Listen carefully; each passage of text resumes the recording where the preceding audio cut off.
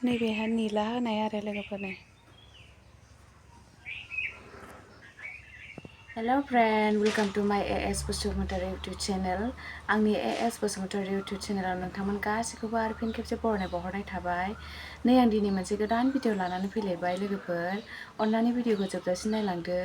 थुदो बिदिबा लोगोफोर नायलांबाय थादो नै आं दायो जुलुम खानो नागिरलायबाय लोगोफोर खेमसिजों हास'ग्रोना लानोसै रोबै ना मा होनो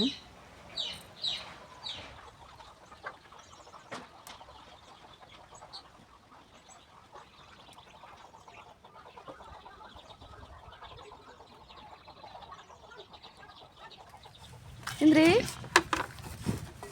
आयु उखैबाय गेन्द्रे उखैबाय ना ना जादो जादो जादो जादो गेन्द्रे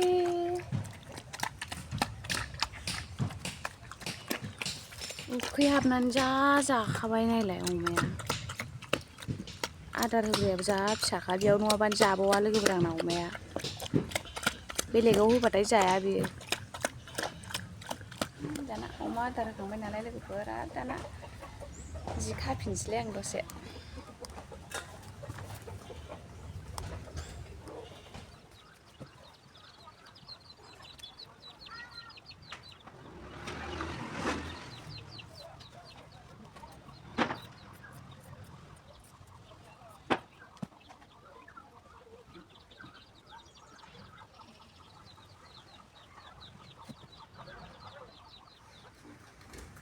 नै लोगोफोर खाखांजोबनानै जाब्बाय आं दायो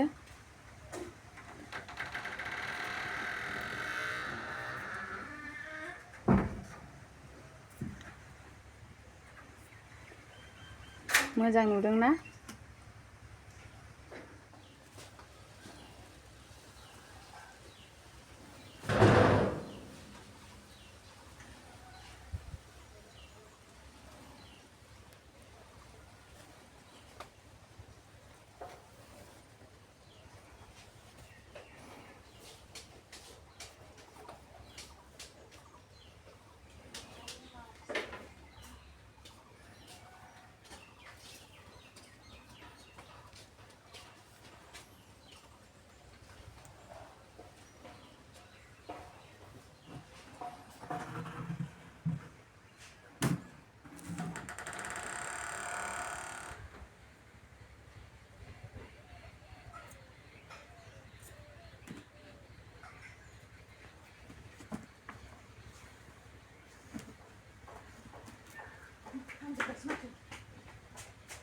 माया खामखो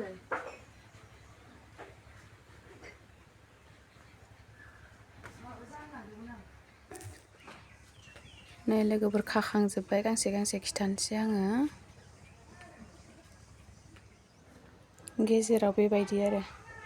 नै सोरबा सोरबा गेजेरावबो नायनो लुगैयोना ओंखायनो खिथाबाय आरो आङो नै गेजेरनिखौबो लोगोफोर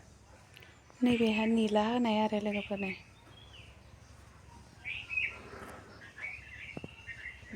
नै